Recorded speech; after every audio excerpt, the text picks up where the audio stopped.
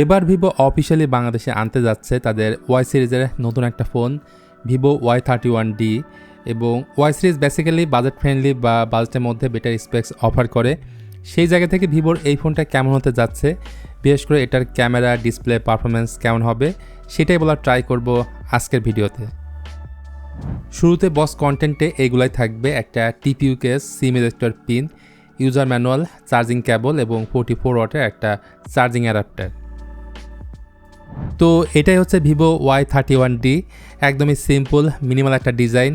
এর সাইড ফ্রেমে থাকছে metallic chrome finish, but camera বাম্পটা কিন্তু মেটালের। সেই সাথে ক্যামেরা বাম্পের উপরে রয়েছে RGB রিং লাইট, যেটা নোটিফিকেশনের কাজ করবে। পেছনের দিকে এক ধরনের প্যাটার্ন আছে, যেটা মুভ করলে ভালোভাবে এর ডিজাইনটা বোঝা যায়। পাশাপাশি এই ফোনটা দুইটা কালারে পাওয়া যাবে, একটা হচ্ছে হোয়াইট, অন্যটি হচ্ছে স্টারলাইট গ্রে। আর এখন যেহেতু আইপি রেটিংয়ের যুগ, তাই এটার মধ্যে রয়েছে IP69K+ রেটিং, মানে আপনি আন্ডার ওয়াটার ফটোগ্রাফি করতে পারবেন। জাস্ট ক্যামেরা থেকে আন্ডার ওয়াটার ফটোগ্রাফি অন করে নেবেন।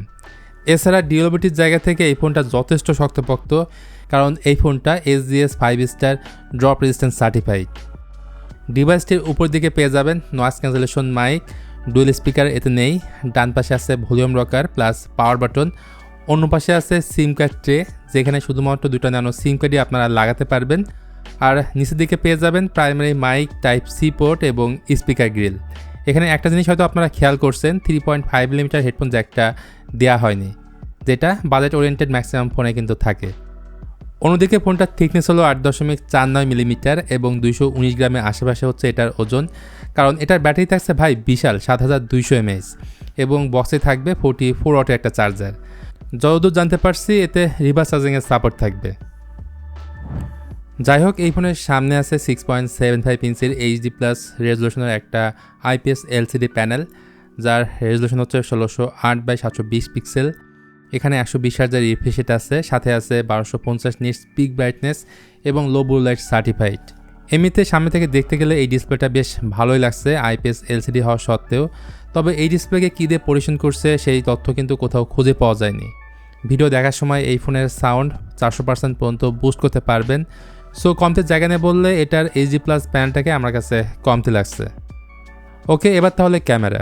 পেছনে রয়েছে 50 মেগাপিক্সেলের একটা প্রাইমারি ক্যামেরা, সাথে আছে একটা 2 মেগাপিক্সেলের ডেপথ সেন্সর, আর ফ্রন্টে পাওয়া যাবে 8 মেগাপিক্সেলের সেলফি ক্যামেরা।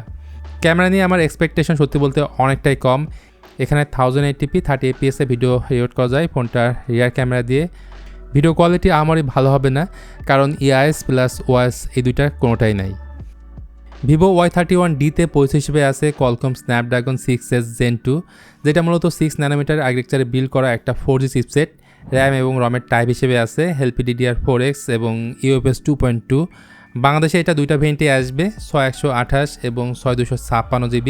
যদিও এই 6GB র্যামের সাথে আরও 6GB ভার্চুয়াল র্যাম আপনারা এক্সপান্ড করতে পারবেন। Out of the box origin OS 6 best on Android 16 থাকলেও বাংলাদেশে ফান্টাস OS 16 এর সাথে এই ফোনটা রান করবে।